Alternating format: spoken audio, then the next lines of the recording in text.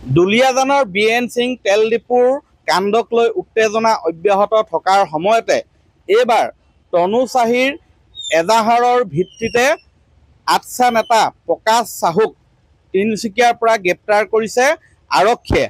যি সময়ত তনুচাহীক গ্ৰেপ্তাৰৰ দাবী উত্থাপন কৰিছে বিভিন্ন জাতীয় দল সংগঠনে, কিন্তু তনুচাহীক গ্ৰেপ্তাৰৰ পৰিৱৰ্তে ইজনৰ পিছত সিজনকৈ জাতীয় সংগঠনৰ নেতা তথা জনগোষ্ঠীয় সংগঠনৰ নেতাক আটক কৰিছে আৰক্ষীয়ে। মই এই সন্দৰ্ভত মোৰ কাষত বৰ্তমান আছে বীৰলাচি থানাৰ মুখ্য প্ৰশাসনিক সচিব শৃংখল চলিহা। শৃংখল, কি ক'বা? তনুচাহীৰ পৰিৱৰ্তে আচলতে এতিয়া যিসকলে তনুচাহীৰ বিৰুদ্ধে মাত মাতিছিলে সেইসকলক আটক কৰা হৈছে। নহয়, এইটো উদ্বেগজনক কথা। আমি কৈ আছোঁ যে তনুচাহীক আটক কৰিব লাগে। জাতিক লৈ অসভ্য মন্তব্য কৰা তনুচাহীক আটক কৰিব লাগে। আমি এইটো কথা প্ৰথম পৰাই কৈ আহিছোঁ আৰু তাইকো জেলৰ ভাত খুৱাব লাগে আৰু খুওৱাটো প্ৰয়োজনীয়তা আছে। আৰু সামগ্ৰিক বিষয়টো আৰক্ষীৰ তদন্তৰ আওতাত আছে আৰু আমি ভাবিছোঁ নিৰপেক্ষ তদন্ত হ'ব আৰু নিৰপেক্ষ তদন্তৰ জৰিয়তে প্ৰকৃত দোষীয়ে শাস্তি পোৱাটো আমি বিচাৰিছোঁ।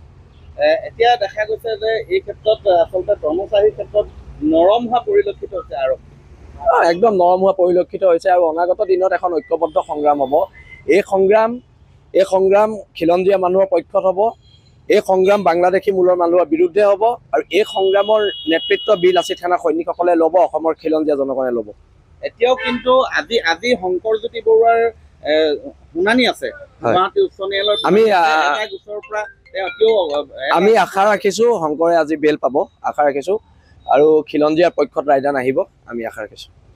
দেখা গৈছে যে শংকৰজ্যোতি বৰুৱাৰ পক্ষত সদৌ অসম ছাত্ৰ সংগঠনে স্পষ্টকৈ কৈছে, কি ক'ব? সেইটো তেওঁলোকৰ আভ্যন্তৰীণ বিষয়। বীৰলাচি থানা অসম আছে প্ৰত্যেক খিলঞ্জীয়াৰ পক্ষত। তথাপিতো এই নাই, মই তেওঁলোকৰ সংগঠনৰ কথা মই ক'ব নোৱাৰিম। এইটো তেওঁলোকৰ সংগঠনত কি সিদ্ধান্ত সেইটো তেওঁলোকে জানিব। কিন্তু বীৰলাচি থানা নামৰ এটা সত্তা খিলঞ্জীয়াৰ পক্ষত আছে আৰু অসমৰ স্বাভিমানী জনতাৰ পক্ষত আছে। ধন্যবাদ। আৰু আপোনালোকে যিবিলাক মূল দাবী উত্থাপন কৰিছিলে, তনুচাহীক গ্ৰেপ্তাৰৰ দাবী উত্থাপন কৰিছিলে, কিন্তু এতিয়াও আমি অটল আছোঁ সেই দাবীত। সেই দাবীৰ ওপৰত কালিও আমাৰ সংবাদমেল হৈছে আৰু আমি আশা ৰাখিছোঁ খিলঞ্জীয়া পক্ষত থকা এখন চৰকাৰে তনুচাহীক শীঘ্ৰে গ্ৰেপ্তাৰ কৰিব। মহামান্য আদালতে আজি শুনানিত ৰায়দান দিব নিশ্চয়। ৰায় কোনটো পক্ষত যায় এতিয়ালৈকে নিশ্চিত ক'ব পৰা নাই। যদিহে শংকৰজ্যোতি বৰুৱাৰ বিৰুদ্ধে যায় ৰায়দান কৰে, আপোনালোকৰ পৰৱৰ্তী পদক্ষেপ কি হ'ব? আমি আশা ৰাখিছোঁ ন্যায় ব্যৱস্থাৰ ওপৰত আমাৰ আশা আছে আৰু আমি আশা ৰাখিছোঁ শংকৰজ্যোতিয়ে অতি শীঘ্ৰে বেল পাব। আৰু এই ক্ষেত্ৰত এই গোটেই ঘটনাটোৰ সন্দৰ্ভত ডিব্ৰুগড় জিলা আৰক্ষী অধীক্ষকৰ যি ভূমিকা, নহয়, এইটো তেওঁক লৈ কথাটো নাই। কথাটো হৈছে কি, ডিব্ৰুগড় জিলা আৰক্ষী অধীক্ষকে মুখ্যমন্ত্ৰীক মিছা কথা কৈছে, অসমৰ মূল মানুহজনক মিছা কথা কৈছে। সেইকাৰণে তেওঁৰ ওপৰত এক তদন্তৰ ব্যৱস্থা হ'ব লাগে। এয়া আছিলে বীৰলাচি থানাৰ মুখ্য সাংগঠনিক সচিব প্ৰশাসনিক সচিব শৃংখল চলিহা।